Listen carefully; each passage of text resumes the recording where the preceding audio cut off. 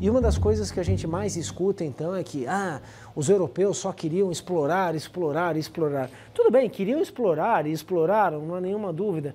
E a forma de expansão da fé católica também é uma forma de exploração. Mas a redução dessa realidade, da criação desse império colonial, da criação então desses territórios e dessa sociedade na América Portuguesa, a redução a uma esfera material, uma esfera econômica, é um crime contra a compreensão do fenômeno numa perspectiva mais ampla. Isso soa convincente a vocês ou eu estou simplesmente pedindo para vocês acreditarem em uma explicação e, digamos, veiculando aqui uma modalidade inadvertida de reprodução do mundo religioso? Isso tem que fazer sentido, né? Sim, o que faz então um sujeito largar as trouxas dele lá na Europa e vir se meter aqui no meio do mato? Sim, a perspectiva de promoção social, de nobilitação, de enriquecimento. Sim, mas o padre não está pensando só nisso. O padre está realmente pensando que ele precisa converter as outras pessoas à verdadeira fé, ao verdadeiro credo religioso. Isso ocorre até hoje, faz parte então desse trabalho de expansão do catolicismo, claro, a conversão dos não católicos e a manutenção dos mesmos, que é uma tarefa muito mais difícil por vezes do que a própria conversão. Converter o sujeito e mantê-lo naquele estado. Bem, isso move então os missionários a cruzarem o oceano, a vir se meterem aqui em uma série de incertezas. As pessoas acreditam nisso. E elas não precisam deixar de acreditar na exploração econômica que elas estão promovendo. Inclusive porque elas obedecem a normatizações vindas de uma visão de mundo que faz com que elas promovam uma sociedade desigual. Essa sociedade não almeja justiça social, não almeja igualdade entre os seus componentes. As noções contemporâneas nossas, referidas por esses termos, são completamente exógenas a esse mundo. A ideia do bem, a ideia do mal, a ideia do adequado passa por outras clivagens, por outros fenômenos. Nada de igualdade social. Com isso passamos a sonhar posteriormente, né? Não é uma ideia típica desse mundo. Assim sendo, essa desigualdade que organiza idealmente essa sociedade, na qual atuam religiosos, na qual atuam comerciantes, na qual atuam homens de Estado, na qual atua, enfim, todo mundo que quer o bem da monarquia, essa sociedade ela é vista como naturalmente desigual. Assim, não há incompatibilidade entre poder econômico e expansão da fé. Não há incompatibilidade entre esses dois vetores da colonização. Não sei se há incompatibilidade hoje entre poder econômico, poder político e poder espiritual. Em alguns setores, sem dúvida. Nós conhecemos aí setores na própria Igreja Católica que se voltaram contra o exercício da dominação política amparada na dominação econômica.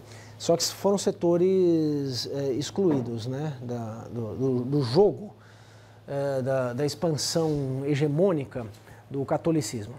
Vocês sabem disso, né? Então, mas, no geral, não sei se há incompatibilidade. Constrangimentos, alguns, sem dúvida, né? Mas não convém a gente reduzir as nossas dicotomias do mundo atual como se elas fossem capazes de organizar, então, ou melhor, ampliar as dicotomias do nosso mundo atual como se elas fossem capazes de organizar fenômenos que são temporalmente muito mais abrangentes. Vejam, o Congresso Nacional do Brasil é formado por um grande número de deputados que representam grupos religiosos explicitamente, não é? Cada vez mais explicitamente. Há uns anos atrás isso parecia um pouco mais dissimulado, tal. Posso dizer que ultimamente grupos religiosos têm sido muito mais ativos e mais eficientes no manejo dos instrumentos da política partidária e institucional, né? Então, ótimo. nenhuma novidade, né? O Congresso Nacional está cheio de deputados que representam grupos religiosos. Bem, esses deputados, muitos deles, praticam uma política em nome dos interesses pelos quais eles foram eleitos. Sim? Bem, então vem lá aquele capeta, né? Marcos Feliciano, é assim, né? É assim que ele chama, né? Marcos Feliciano, né? O capeta chega aí e criminaliza, então, homossexuais e luta pelas bandeiras da igreja dele, né? E fala, bem, eu estou aqui para isso, né? Fui eleito para isso e eu acredito nisso, portanto só posso agir em nome do que eu acredito e tal. Pois bem, o que ocorre aí então é uma manipulação explícita, é um exercício explícito da política em nome da religião. Pergunta: do ponto de vista religioso, isso está errado? Do ponto de vista religioso, talvez não. Talvez seja uma forma coerente de atuação, que é o que se espera dele. Por quê? Porque não existe catolicismo, não existe protestantismo, isso nos últimos 500 anos, que não seja expansionista. Se há 500 anos catolicismo e protestantismo são expansionistas, isto é, buscam que outras pessoas pensem do mesmo modo, a dimensão política dessa atuação religiosa torna-se absolutamente coerente. Só que, lógico, numa modalidade do nosso tempo, né?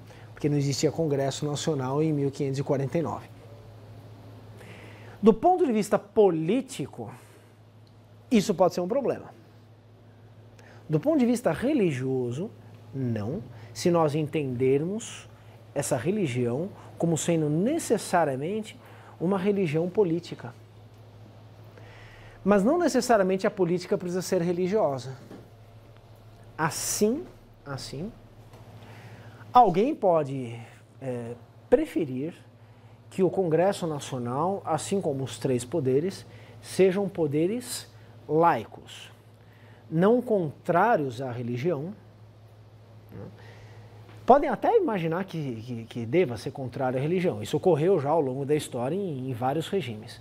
Mas pode-se imaginar, então, três poderes que sustentem um Estado fundamentalmente laico, isto é, um Estado que represente a totalidade da sociedade, incluindo a diversidade dessa sociedade, garantindo a diversidade.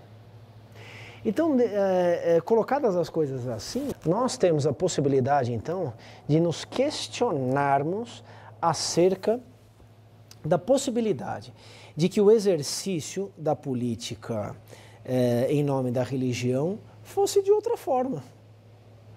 Eu estou dizendo que talvez as manifestações desses caras sejam manifestações coerentes com o que é uma igreja que desde há muito tempo é fundamentalmente expansionista.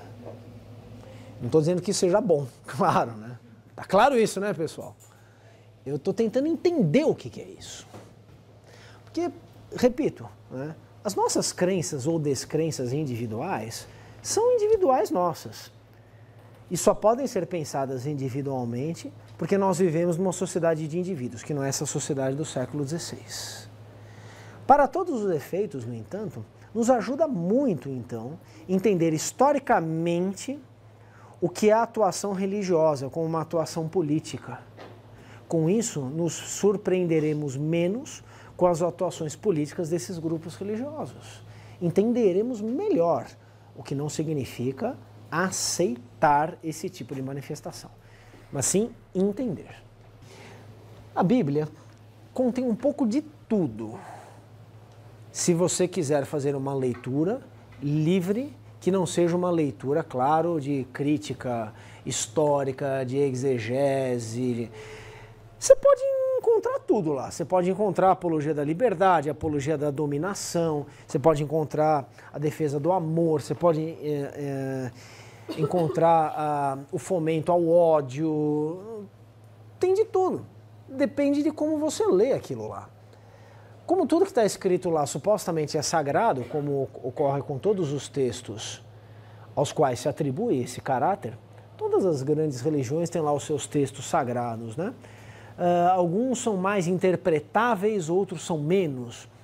Mas como tudo que está escrito na Bíblia supostamente é sagrado, você pode confiar, acreditam os religiosos que têm a Bíblia como um livro sagrado, você pode confiar no que você quiser ali. Será feita uma leitura interesseira, uma leitura pontual e não uma leitura global desse livro. Em última instância, inclusive, porque diz uma lógica de mundo religiosa que um texto escrito pela ação divina é um texto, então,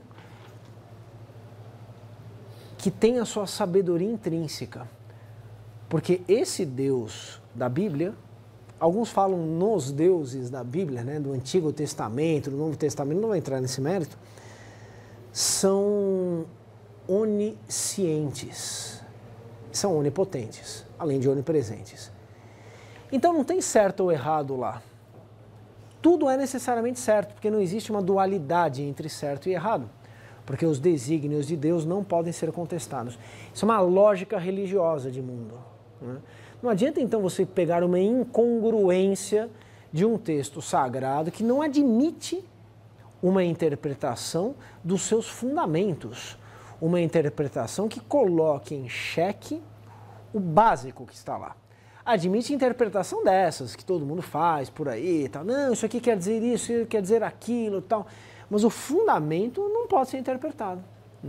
Então, esse é um livro interessante, cuja leitura é recomendável para todo mundo que quer entender esse mundo pós-Bíblia, que foi sempre um mundo muito influenciado pela Bíblia. Justamente, os jesuítas se basearam nela também. Claro, mas não acredite que a Bíblia dos jesuítas no século XVI é exatamente a mesma das edições paulinas de hoje. Esse livro também foi sendo muito modificado ao longo da história. Existem histórias da Bíblia por aí que mostram isso, né? Como que as palavras vão mudando, como que alguns sentidos podem ser alterados por mudanças aparentemente sutis, né? Esse realmente é um livro interessante. Uma vez posicionados nessa sociedade, os diferentes grupos, os diferentes indivíduos, eles devem convergir para um mesmo fim. Caso contrário, eles não estarão contribuindo para a unidade. Eles não estarão sendo bons súditos do rei. Eles não estarão colaborando para o conjunto do corpo social. Como essa sociedade ela é toda desigual por natureza, isto é, ela se justifica como desigual, ela se entende como desigual. E isso nós vimos já na distribuição de funções diferentes também nos documentos que a gente vem analisando aí na segunda parte das aulas. Assim sendo, existem relações de subordinação. Então, um lavrador pode ser até mais rico, pode ter uma vida material mais confortável do que um senhor de engenho. Mas ele nunca será um senhor de engenho. Há uma diferença e essa diferença está posicionada numa hierarquia. Mas no caso, então, por exemplo, de um habitante de São Paulo, né, e de um jesuíta, não há por que haver uma relação de subordinação para um plano que não seja o plano da fé. O jesuíta, ele tem uma responsabilidade, uma autoridade maior sobre determinados assuntos. Assim como existem assuntos que, a princípio, não o tornam uma autoridade. Surge um conflito, então, entre um habitante de São Paulo e um clérigo, quando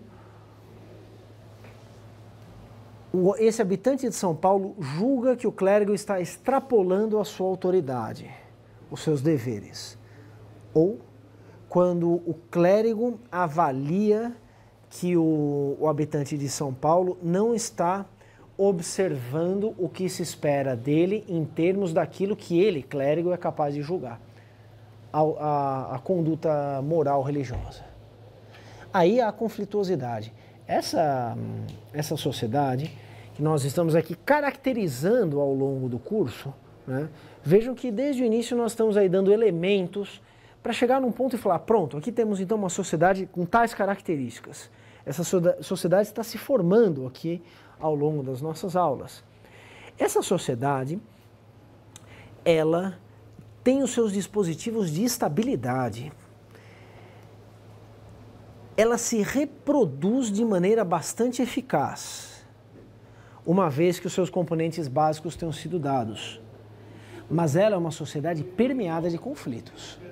Só que esses conflitos não são suficientemente fortes para alterar as estruturas dessa sociedade. Isso que é, de certo modo, difícil da gente entender. Porque quando nós comparamos com o mundo em que nós vivemos, no qual nós concebemos a possibilidade de mudança abrupta o tempo todo, muitas vezes desejamos essa mudança, mas quando não desejamos, podemos temer essa mudança, ou simplesmente conceber a mudança. Nós acreditamos que tudo que está acontecendo diante dos nossos olhos tem uma capacidade de transformação enorme. Isso é uma característica do mundo de hoje, ter essa visão sobre a história. Uma supervalorização da história do tempo presente. Essa sociedade colonial que está se formando no século XVI, ela tem conflitos a rodo o tempo todo. Não faltam motivos para isso. Só que esses conflitos, muito dificilmente, eles tocam nas estruturas dessa sociedade. Essa é uma sociedade que se reproduz como uma sociedade estável. Ora, a presença da escravidão. Vamos lá, vamos dar concretude maior a isso. Pronto, essa é uma sociedade que tem escravo em todo canto, ok? É uma sociedade escravista. A presença do escravo tensiona essa sociedade, certo? Ora, como não tensionar se a escravidão é caracterizada pela submissão do homem pelo homem? A conversão de um homem em propriedade privada de outro. Pronto. Relação de dominação.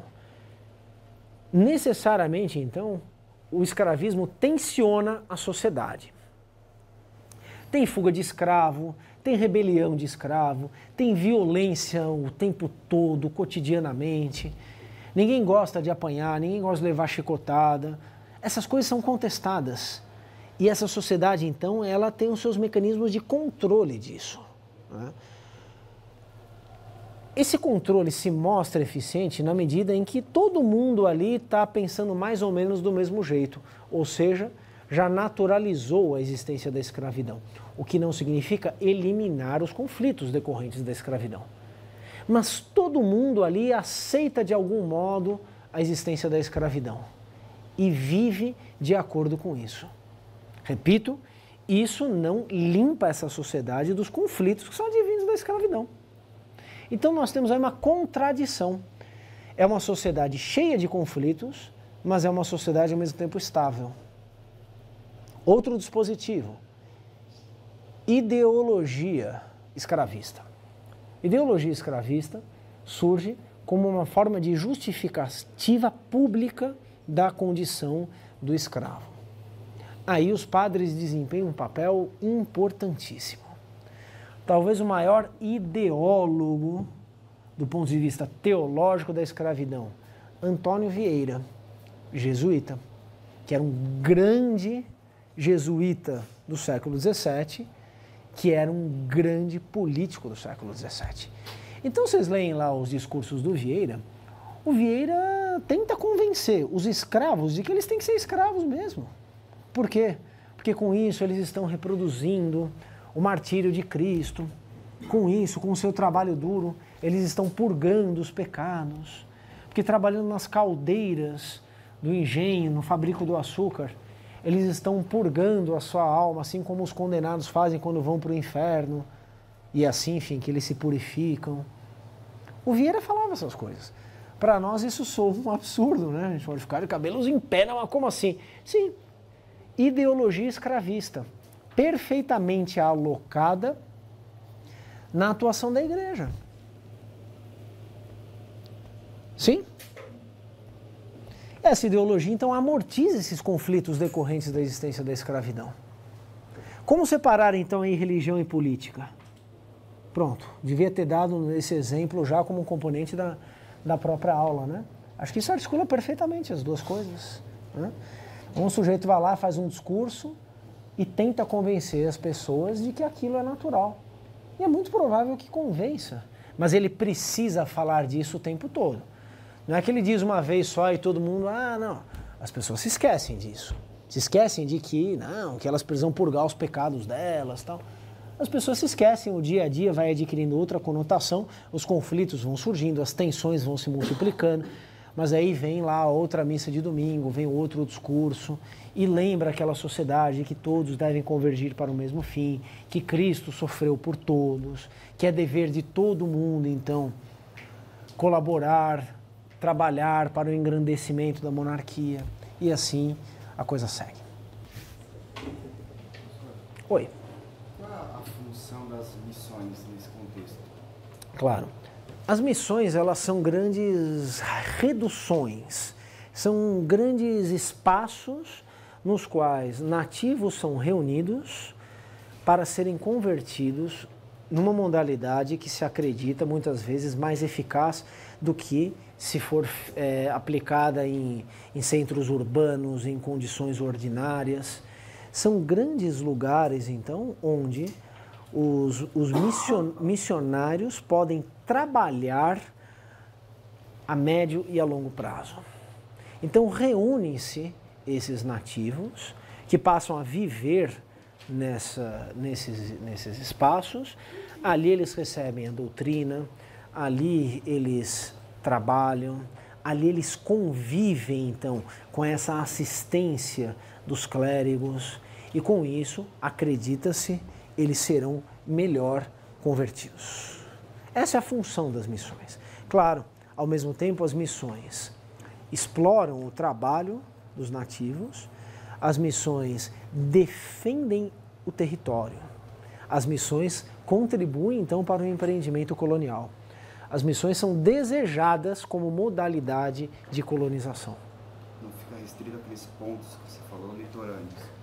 Claro, interioriza essa presença, defende esses territórios de invasões, assegura a posse e, ao mesmo tempo, claro, explora economicamente esses territórios com base na exploração do trabalho.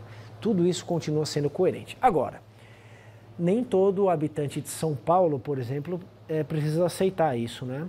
São Paulo é tradicionalmente uma região com pouca pujança econômica, é uma região que se beneficia muito pouco do tráfico negreiro, pelo menos até o século XVIII, é uma região pobre.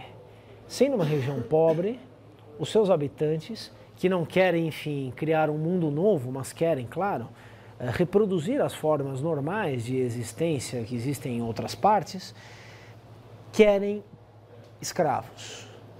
Os bandeirantes, que foram basicamente caçadores de índios, têm então nessas reduções, nesses aldeamentos, nas missões, né, tudo junto. Atacam então, os grandes ataques dos bandeirantes, as missões ocorrem no século XVII, quando há escassez de mão de obra. Vão lá, atacam as missões. Mas aí eles estão chegando às vias de fato num conflito com agentes que deveriam ser parceiros deles da colonização. Sim, mas eu estou me referindo a um projeto ideal aqui. A realização disso passa pelas clivagens básicas da vida cotidiana. E é assim que a coisa funciona. Trabalha-se para a comunidade. O que se recebe? A conversão. A reciprocidade é dada pela crença de que há uma melhoria da condição daquele que está trabalhando, a melhoria espiritual. Sim? Eles não são obrigados a trabalhar. Ao mesmo tempo, não recebem salário pelo trabalho. Trabalham porque estão colocados numa condição de desenraizamento, estão sendo desenraizados na medida em que perdem essas raízes, tornam-se mais dependentes daquela condição de trabalho. É difícil a gente fazer um exercício de empatia, então, eu entendo, acho que é um pouco isso que está surgindo aqui, e se colocar, então, na condição de um nativo, o que faz buscar a sua conversão, ou o que o torna suscetível de aceitar essa conversão. Estamos falando basicamente de fenômenos de desenraizamento social.